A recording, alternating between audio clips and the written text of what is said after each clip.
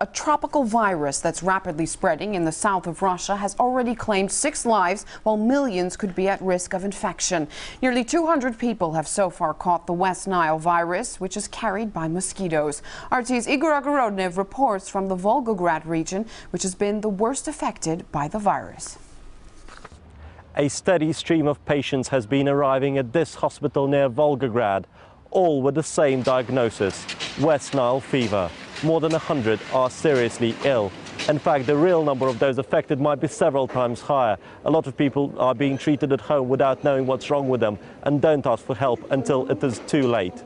Had we known that high fever was a symptom of the virus and gone straight to the hospital, things might have turned out differently, and my mother could have survived, because she was a very strong person. West Nile fever affects different people in different ways. For those who are young, it might pass without symptoms.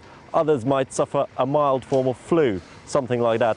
But for those most seriously affected, for those who are vulnerable, for older people, it can be critical. It starts off with headaches, with vomiting, with diarrhea, and then progresses to damage the central nervous system, eventually leading to death. I was allowed to see some of the patients myself. Many are still too ill to speak.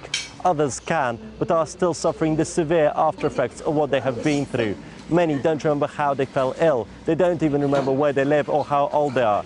They're simply full of terror that their mental faculties will never recover from this ordeal. West Nile fever is as exotic as it sounds. It's much more typical for countries around the Mediterranean.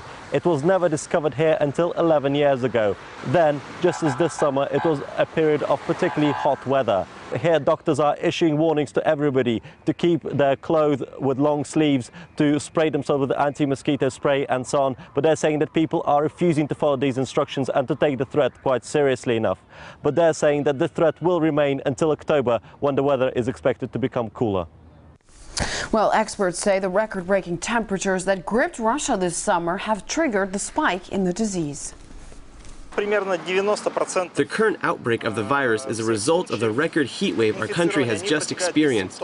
The abnormally high temperatures made the quantity of insects rise abruptly, and the West Nile virus is only passed to people by mosquitoes, which get it from birds, domestic animals, and horses. The first symptoms are a headache, high temperature, and fever, but 90% of those infected experience almost no symptoms. In 50% of cases, the disease leads to meningitis.